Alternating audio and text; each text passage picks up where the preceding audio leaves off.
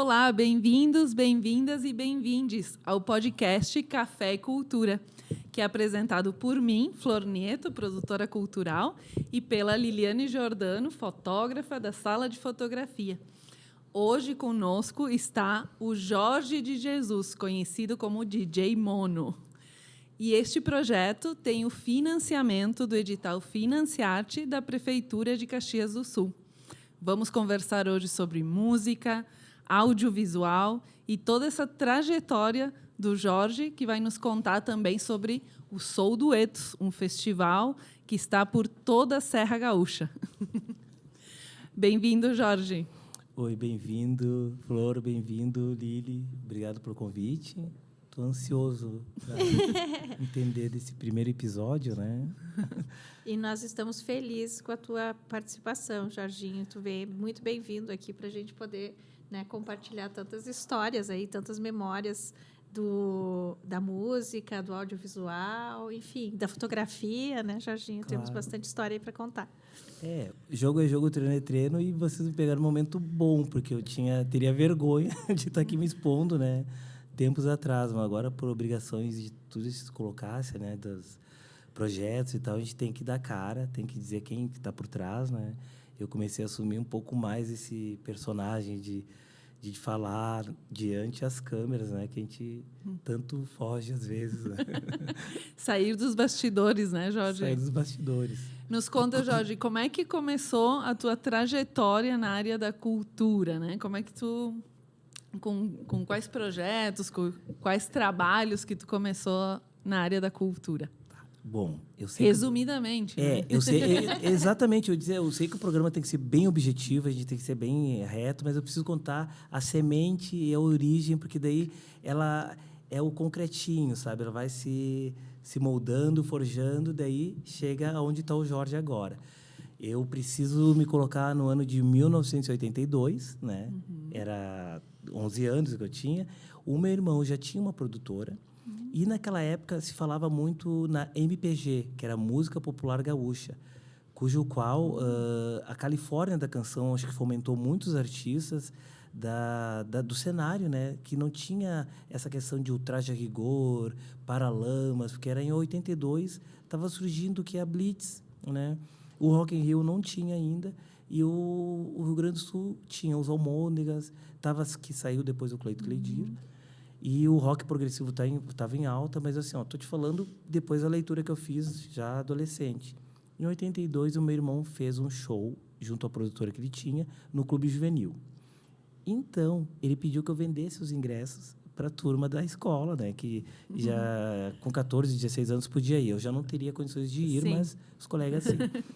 Então, foi uma coisa assim, eu me envolvi na produção, sem estar na produção, e consegui, no dia que foi... entrando intuitivamente na produção. Eu fui fazer a entrega lá do dinheiro, dos ingressos finais lá por dia, e vi a montagem das caixas de som, que se eu não me engano, era do grupo chamado Ego Mecanoide, que era um grupo aqui de Caxias, famoso, que tinha um equipamento assim, maravilhoso, luz e som. Que voltou ativa. Ego Mecanoide está ativa de novo, hein, gente? Tá vindo o documentário deles. Um abraço pro Luizão, né?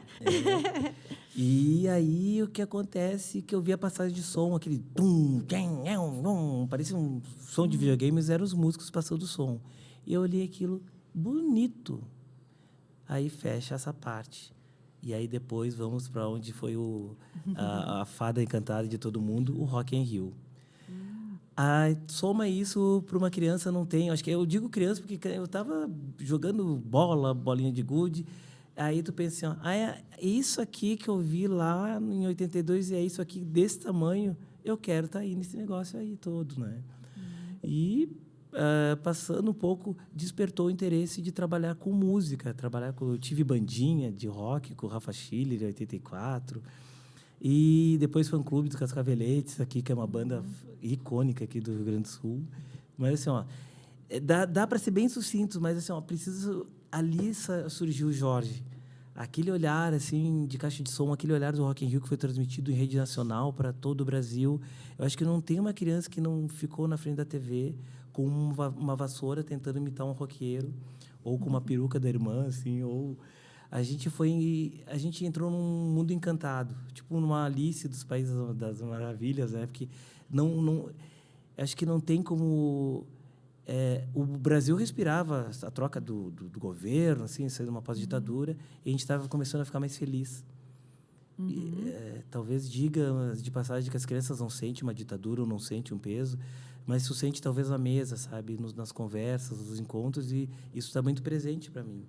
E aí a gente começou a ser feliz. Já era feliz sendo criança, porque tu não tem responsabilidade nenhuma. Não tem essa visão assim tão consciente, né? Claro, mas então esse foi o Jorge, aquele Jorge de 32, é isso que tu está aqui, né? Contando essas histórias. E aí, como é que tu entrou nessa profissão de DJ, então? Nos conta. Vou ter que plantar outra semente. Vai plantando a semente. O DJ... A gente tem um outro projeto que é o Jardins Criativos, então a gente vai plantando sementes. Não, gurias, então, o que aconteceu? O Jorge, músico, que teve uma banda, o que teve, talvez, o fã-clube... O que tu tocava na banda? Eu toquei bateria, mas aí eu ia morrer de fome. Daí falaram que eu poderia cantar, mas só porque eu tinha uma caixa amplificada que cabia todos os instrumentos dos demais músicos. Da guitarra, e aí ficava tudo na minha caixa, era potente, daí eu me convidaram para ficar na banda, mas eu fiz alguns shows, eu tive meu momento, né? Se vocês quiserem, eu tenho umas fotos para ilustrar depois. Que ótimo! No palco do Cristóvão de Mendonça, lotado. Olha, né? que legal. Foi alguns shows. Eu acho que em 80... Eu gosto das datas, porque assim, me dá segurança, porque daí como fui amadurecendo. Em 89, ali já mais 88, do fã-clube, os meus amigos tinham umas bandinhas de rua, de bairro. Eu sou ali do São Pellegrino, e aí começou a surgir aquela coisa, consequências do Rock in Rio. Lojas de música, instrumentos musicais, filhos, filhas querendo os seus instrumentos. Sim. Eu comecei a trabalhar com vendas, e aí me despertou que se tu vende um parafuso, tu vende um pneu, vende uma torneira, tu vende qualquer coisa. E eu comecei a ser eles me chamavam de empresário, eu falava de o produtor das bandas da rua. Olha ali, já tinha um nome de produtor. Eu me falava de empresário, mas eu chamava produtor porque daí era uma palavra recorrente, né? Produção, produtor. E o que eu fazia? O Jornal Pioneiro tinha uma agenda cultural do final de semana. E lá apresentava show no bar do Joey em Garibaldi. E ali constava a reserva da mesa, ou do entrar. Não tinha um valor, cruzeiros reais, cruzeiros novos, e só que tinha o telefone.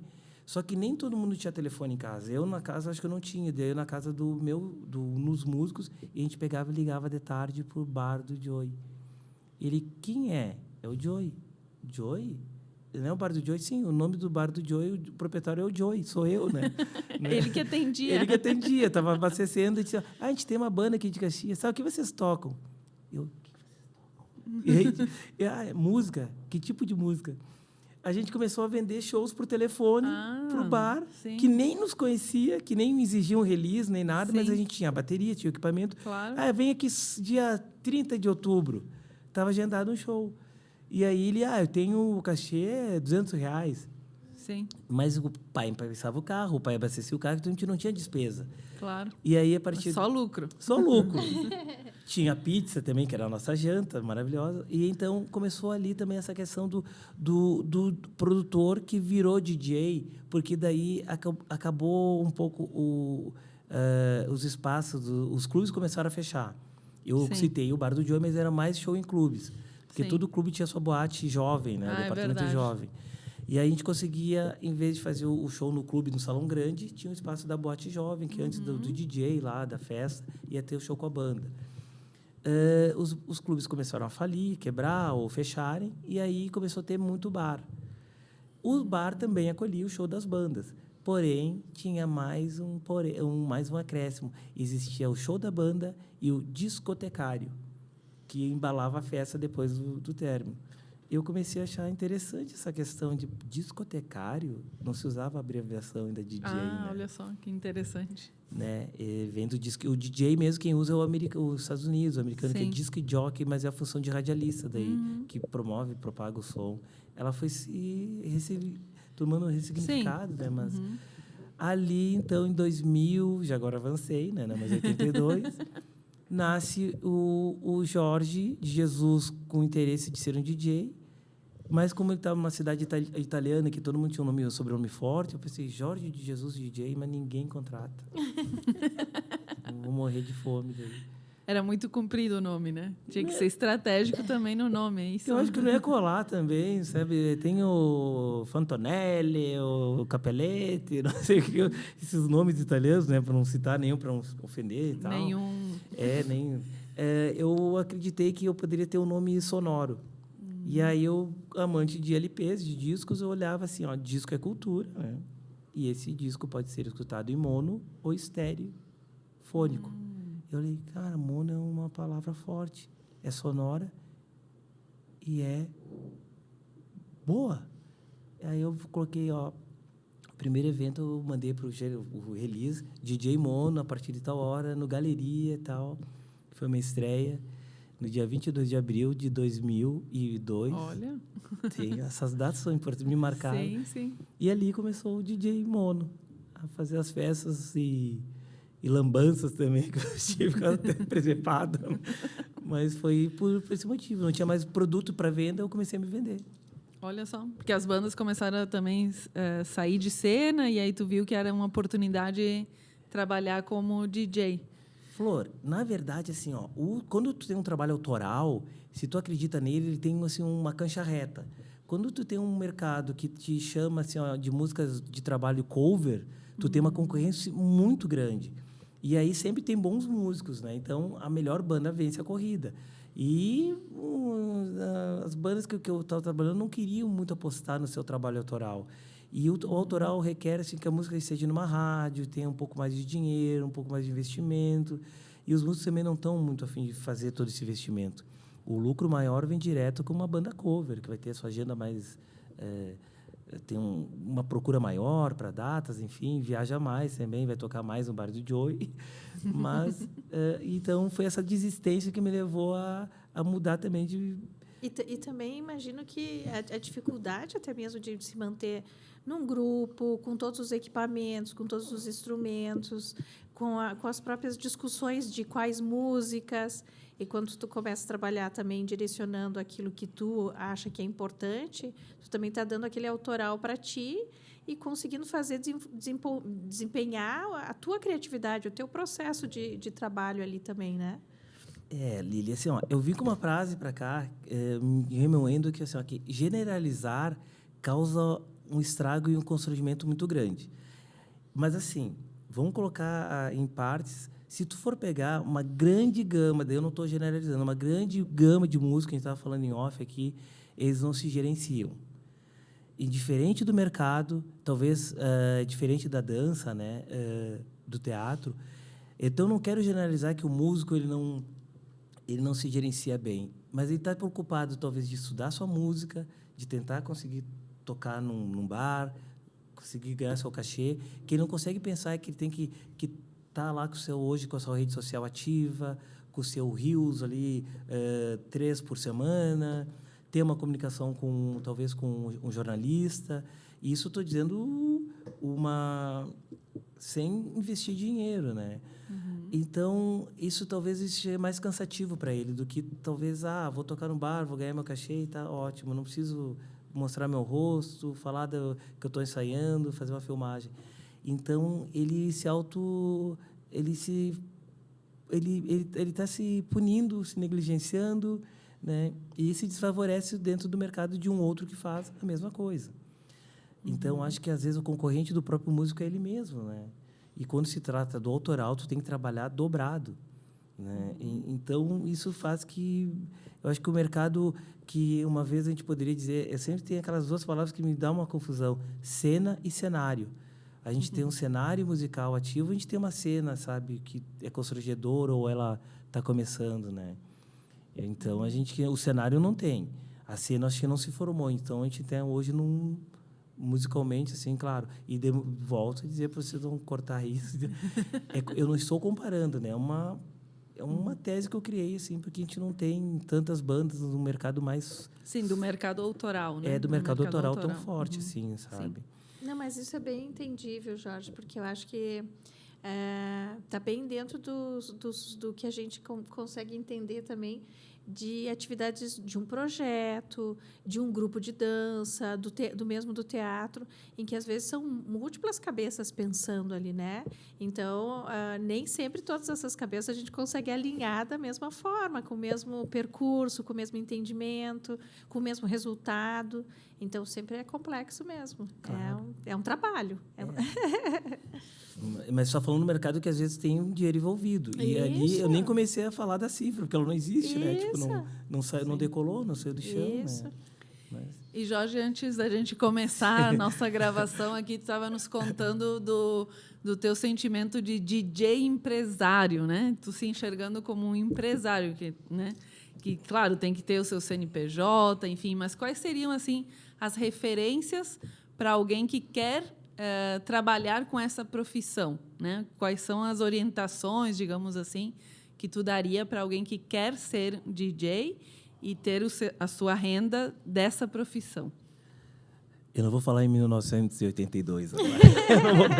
Eu vou falar do agora, do Atualmente. atual. Atualmente, eu vou falar, mas ficou bacana essa brincadeira de ter um ponto de partida. Sim, com certeza. Uma coisa que me dá assim, um certo arrepio quando as pessoas me perguntam, eu passo, às vezes, para alguns DJs, serviços, trabalhos, trocas, né? E o pessoal fala, quantas horas que tem que tocar?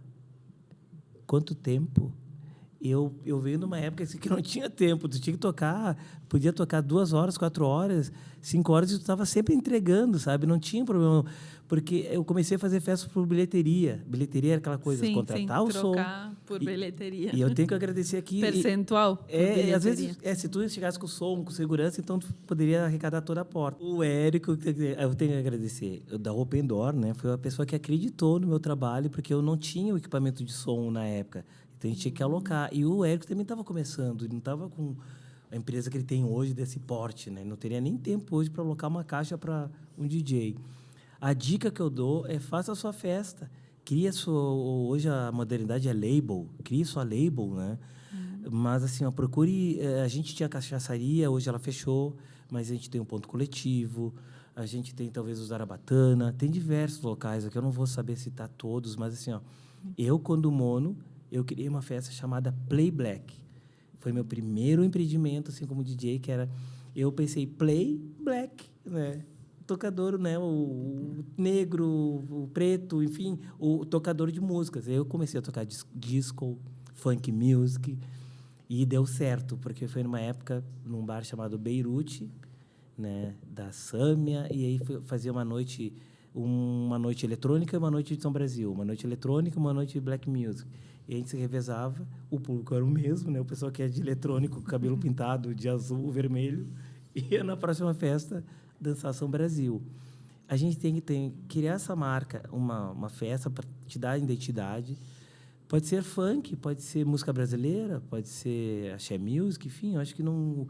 O estilo, acho que não vem ao caso. Não é o estilo eletrônico que vai ser melhor que o Brasil. A gente tem uma gama diversa de musicalidade dentro do nosso país. Mas, assim, eu vejo meus passos. Eu procurei um fotógrafo, foi o Ali Ruaro que fez o meu primeiro booking de fotos, e daí eu tinha material para enviar para os jornais. Acho que eu comecei com 20 fotos de boas qualidades. Eu tinha um cabelo black, assim, aberto, anos 70, com paletó retrô. A gente fez várias fotos. Aí, então, eu vi que eu já estava constituindo uma carteira assim, de press kit, que era... tu tem uma foto? A partir de lá, começou a ter os contatos de aniversários, de casamentos, de formaturas, porque não demora muito, é muito rápido, sabe? Depois que entrou no mercado, ainda mais hoje em dia, que a gente tem Mas a minha dica é assim, tu tem que te aventurar, porque se quiser, o funk carioca está em alta, só que o funk carioca, o ticket médio pode ser R$150.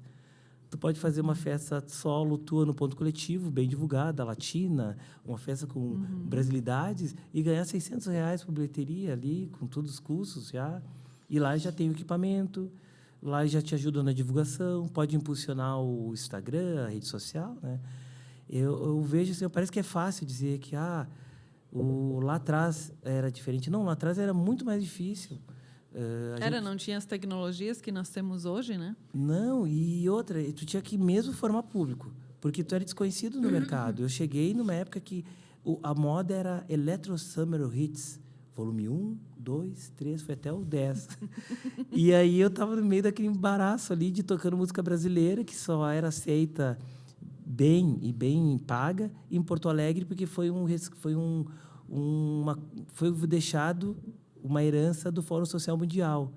Toda aquela coisa que Colômbia, toda aquela coisa tinha australianos, todo mundo que foi lá para Porto Alegre deixou um pouco da sua cultura. E aí a Cidade Baixa se nutriu disso. Se criou um pouco uma cena lá de música brasileira. E todo mundo ganhou com isso, os bares ganharam, mas só que o interior, ele é um pouco mais resistente a essas questões de capital. Lá tem muito mais o povoamento de outras regiões, né, que faz acontecer. Aqui a gente só tem, até em 2000 e pouco, a gente tem mais caxienses e alguns trabalhadores de fora, mas a turma era de Caxias. Então, o Electro Summer Hits sempre ganhava nas festas. Então, na verdade, assim, tu nos diz que para empreender, né, na música ou como DJ, a gente tem que ter uma ideia autoral, né, criar, que ela pode ser baseada em alguma pesquisa, né, do que está no momento também acontecendo. Comunicação, que hoje mais que tudo todo mundo sabe, né, que tem que estar ativo nas redes sociais. Enfim, e também relacionamento, né, com a imprensa. E aí buscar o seu público, né, buscar os seus amigos também, para ter oportunidades e divulgar o seu trabalho. Claro, Flor, né, eu falei, claro, eu gostaria de ser um pouco mais objetivo, mas é tão assim, tem tanta costura, sabe, para poder empreender, talvez, porque, claro, o equipamento é caro. Um fone de ouvido é caro, esqueci de citar esse fator, mas assim, acho que um diferencial que eu tive, como eu era amante e aprendi a ouvir muita discoteca, eu nasci em 70, então a Dancing Days eu não assistia a novela, mas eu sabia que existia aquele tipo de roupa, aquele tipo do Tony Maneiro lá, que depois foi o Saturday Night Live. Já estava, a gente brincava de dançar na rua, fazia os passinhos ali, né? Se dançava muito nas novelas, nos programas. Sim, tinha as danças, né? As coreografias. Né? A própria gola era dos anos 70 era diferente como é hoje. Então, a moda, toda essa tendência me levou a apostar num estilo que ele relembrou, memorou e pegava um público, mesmo sendo novo, que não conviveu, que era discoteca. Todo mundo queria fazer a sua gracinha, a sua coreografia. E, além do mais, tem uma leitura, o Sidney Magal, ele foi um pouco chamado de brega, mas ele atingiu muito pistas de dança. A Gretchen atingiu muito pistas de dança. Então, a pesquisa também entra nessa questão do empreender, sabe? Ele é amplo, só dizer que... e outra, tu não precisa ser um técnico, tu tem que ter um conhecimento musical. Né? Sim. Tu tens o teu conhecimento de como elaborar e planejar, tu tens o conhecimento de luz, vamos com essa luz mesmo. Imagem, de né? imagem. E eu tinha aquela bagagem musical que me deu também essa segurança, te digo, assim. E, claro, com toda essa bagagem das referências, das grandes referências, trazendo, às vezes recriando, porque o DJ também recria muitas coisas, não só disponibiliza a sonoridade de alguém, mas também essa junção de misturas de sons, de misturas de músicas que tem é como se fosse um grande tempero da comida ali, né? Uma misturinha aqui, uma misturinha ali que funciona. Mas só quem sabe realmente para fazer isso, que não me pede para ser DJ, que eu vou colocar as músicas, não vai ser a mesma coisa, né? Claro. E eu gostei muito do Jorge ter falado da fotografia, né, Lili, da importância, né, de ter a sua imagem também, né, se preocupar também em ter esses registros fotográficos, não só da sua própria imagem para se vender, mas também dos eventos, né, e das ações que vão acontecendo ao longo da carreira. E aí, Jorge, te pergunto, né, com essa carreira, já tão, como é que se diz, quantos anos de carreira já? 2002, tira 2, volta 5, 2025, 23 anos. 23 anos, muito bem. Nesses 23 anos também temos, né, então, tu elaboraste aí um projeto, uma iniciativa, né, que é o Soul Duetos. Conta para nós como é que surgiu essa proposta na tua vida, assim, como é que aconteceu? Qual é a data? Quando a Flor me conta aí, quando começou, eu fico com medo, porque, tem uma data única que foi em 98, eu fiz um documentário, talvez isso venha abordar depois, um documentário financiado na época pelo Fundo Procultura, hoje é Financiarte, que ele falava sobre a minha paixão maior, que eram as bandas locais que eu tive prazer de trabalhar, que era a música autoral nos anos 80, né? Apocalipse, Transilvânia, aí entra um pouco da banda Lobo da Steppe, que formou, era uma banda de baile, mas ela formou todos esses jovens aí, porque eles eram plateias. O Caxias do Sul Duetos nasce de uma resposta, porque ficou uma reticência no documentário, que falou que lá nós tínhamos uma cena de música autoral nos anos 80 e depois ela se perdeu um pouco ali nos anos 2000, fomentou um pouco nos 2000, porque teve novamente o advento do financiamento de projetos, né, pelo Fundo Procultura na época, e surgiu muita banda. Algumas duraram, outras nem tantas. Eu me cobrei um pouco, e Flor, olha que engraçado, eu estava dormindo, deitado, e veio o projeto inteiro na cabeça. Veio um estralo, eu peguei, eu não vou levantar, eu vou continuar nesse sonho, nessa viagem e ver o que está querendo formar. Eu disse, por que tu não cria um projeto que tenha bandas locais apadrinhadas por profissionais ou por gente que tenha tá com a carreira mais sólida, consolidada, e venha para Caxias para dar o expertise, né? Eu pensei, por que não? E, na época, em 2014, estava o boom dos pontos de cultura, né? Casa das Etnias, a UAB Cultural. Nós tínhamos muitos pontos de cultura e eu pensei, eu vou tentar trabalhar nos pontos de cultura. E também na Casa de Cultura, Ordovaz, enfim. Fazer o projeto foi muito deu um sacrifício, porque ele foi boicotado.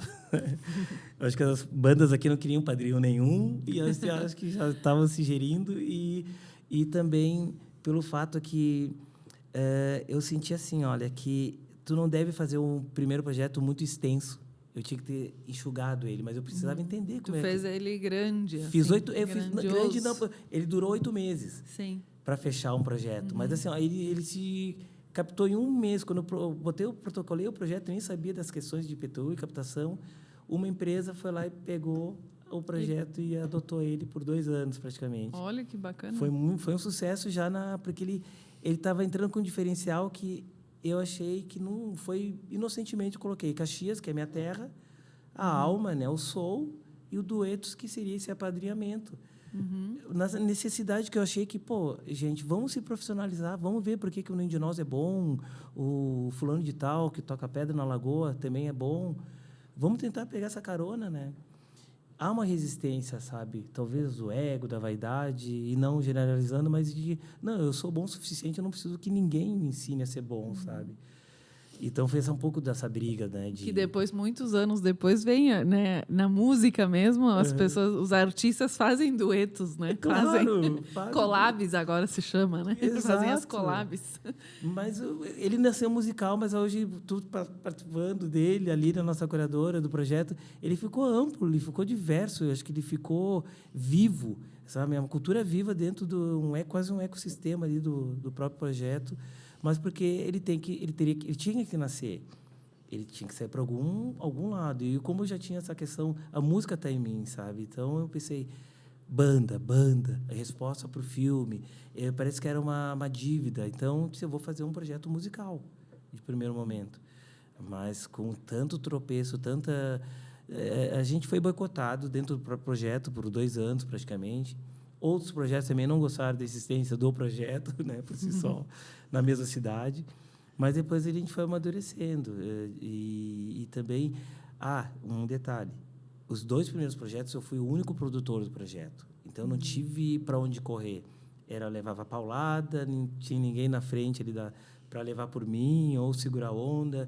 Sim, tinha a equipe reduzida, digamos assim. Questões de rúbrica e tudo, então tu fica muito mais sensível.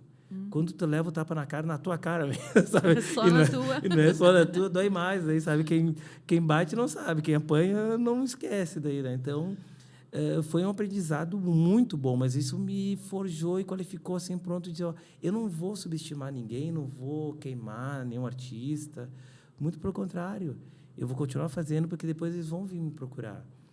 E está sendo isso, né? E ele está, mas assim, ele não tá com, não é um projeto rancoroso, um projeto assim, não, é um projeto vivo, um projeto feliz, um projeto que acolhe e ele está caminhando, só que agora ele está caminhando com as próprias pernas, porque ele está saindo, né? Deixar o gancho para ti. Agora ele está virando Serra Gaúcha, né? Ele tá... Exato. Mas eu acredito, Jorginho, e olhando nessa trajetória que a gente já se conheceu há um bom tempo lá, onde eu não tinha começado o projeto ainda, né? O Jorginho foi meu aluno de fotografia. Bom aluno. Muitos anos atrás, né, Jorginho? Esse bom aluno, viu? Bom aluno. Bom aluno, ótimo aluno. Mas eu queria trazer justamente isso, porque eu acho que, independente de ter olhado com o olhar da professora com o bom aluno, eu acho que olhando para a tua trajetória como um bom aprendiz, que eu acho que talvez isso seja um diferencial também bem importante para a gente chegar onde tu estás, como tu diz, né, na maturidade de tendo um projeto que está vivo. É justamente essa trajetória que perpassa por essa busca de conhecimento, por esses caminhos que não são exatamente só da música. Tu vai na fotografia buscar entender sobre luz, entender sobre a imagem, vai atrás do audiovisual, que era um desafio, que quando tu começou a fazer um documentário, o primeiro documentário, eu disse, meu Deus, o Jorginho é maluco. Isso é uma demanda muito grande. São projetos que demandam não só conhecimento e desenvolvimento técnico para uma equipe, para ele chegar até o final, mas eu acho que uma gestão. E essa gestão, ela é um aprendizado. Então, quando tu fala esse negócio de tomar o tapa na cara, a gente entende que é o aprendizado do percurso, né? Que é muito trabalho e, às vezes, uma pessoa para dar conta de todo aquele trabalho e dessa gestão, porque envolve pessoas e envolve também a qualidade do resultado técnico que vai efetivar o trabalho no final, né? Então, é muita coisa. E a edição agora, então, Jorge, do Sou Duetos, é a edição Serra Gaúcha, né? Ele completou 10 anos, né, ano passado, ficou Sim. maior de idade, agora já pode sair de casa, né? E aí conta para nós quais são as cidades contempladas, né, da Serra Gaúcha e quais são as atividades, que agora não é só música, né? Não é só música. Nesse festival, a gente pode chamar de um festival? Eu gosto de chamar de circuito. Circuito. Eu não sei porque eu acho a palavra circuito, parece que circula, ela tá, né? Bacana. Olha só, a história toda, porque assim, quando ele fez 10 anos, a gente teve uma pequena parada ali na pandemia, né? Não se aconteceu nada. Quando começou a surgir os editais Paulo Gustavo, Aldir Blanc, deu a entender o seguinte, ó, aprenda a ler edital. Aprenda a ler o edital, aprenda a ver o que rege o edital, que tu talvez possa se dar bem. Eu já tinha vindo dos emergenciais, que teve o primeiro lançamento do Aldir Blanc, que foi Fevale, enfim. Ganhei praticamente 13, aí eu pensei, bom, edital, isso aqui não precisa de orçamento, né? É diferente do de Caxias, então tu tem que ir. E existiu o caravana da SEDAC. Eu vou te responder a pergunta, mas assim, foi importante. Sim, como foi importante ir nas caravanas que a SEDAC estava promovendo nas cidades, e eu tive a oportunidade de ir para Nova Petrópolis. Lá surgiu o Caxias Sou Duetos 10 anos, que ele teve exposição. Ali ele participou, mas só que teve uma exposição com tubos de LED, coisa que tu não vê costumeiramente em projetos ou festivais ou circuito de música. E aí, então, o que a gente fez? Eu amadureci. Eu pensei, gente, agora eu estou pronto. Eu preciso agora dar vida para esse projeto que passou. E entra o Aldir Blanc para o emergencial. Não foi emergencial, mas cidades que tinham sido afetadas em maio da chuva. E aí eu fiz uma leitura. Veranópolis, Vila Flores, Bento, Garibaldi foram muito afetadas. Caxias está no projeto, que eu sou daqui, mas Caxias também teve essa questão de afetado, né?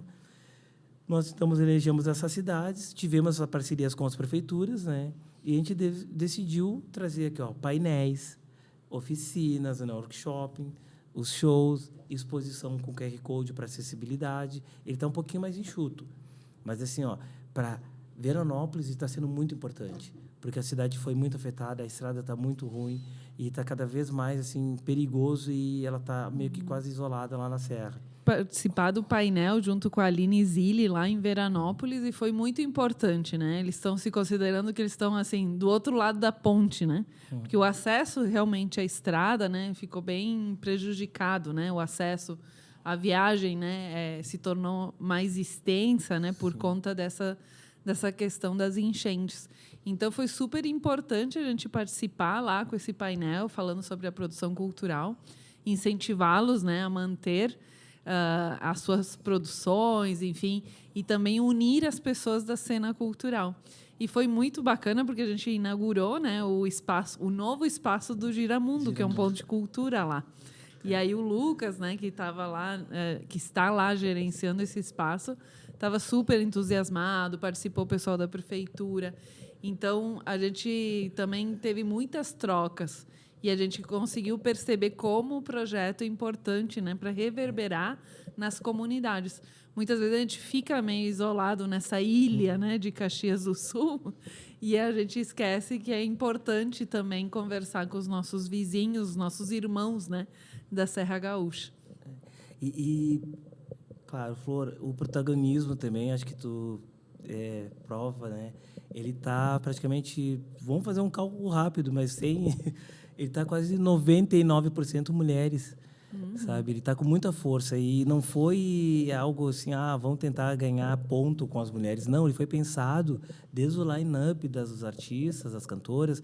A produção está com a Manu, está com a Cassiane Boff, que é uma... Nossa, sem elas duas ali, a gente não estava aqui, porque elas são da planilha, são do Excel, são do Drive. Eu não entendo muito essas coisas. Elas voam. E aí tu vê um fato como é organizado e calmo. A gente tem uma escala, né, para ir. Daí acho que nessa quem acompanhou foi a Cássia. Porque, como eu falei antes, eu era sozinho uma vez. Agora a gente está com um amparo, com pessoas profissionais que entendem. A Cássia do circo, a Manu era proprietária do Ecoa em Garibaldi, agora está em home office trabalhando com a gente, está no Nordeste. Mas eu te dei um exemplo também fora. Participei de uma oficina em Garibaldi, uma oficina da Aline Tanã, e foi muito impactante. E assim, eu reverberei junto, não participei dela ativamente, mas assim, tá muito forte assim, de ver esse pensamento. Eu acho que coisas também que estão ali meio trancadas, aglutinadas, saindo para fora, tendo a troca, e tu só meio que observando aquilo e tu vê assim, deu certo. Sabe, vibra contigo, assim. E a Lili também participando com uma exposição. Conta para nós, Lili, um pouquinho sobre essa exposição. Isso, acho que foi fantástico essa expansão também, né, Jardim? Essa ideia de poder trazer todas as linguagens, né, se apropriar a música, juntando com as outras linguagens, né? Então, como um fio condutor, como um circuito. Então, a gente fez a curadoria da exposição do ano passado, não, dos 10 anos. E agora a nova exposição, né, do som à imagem. Som à imagem.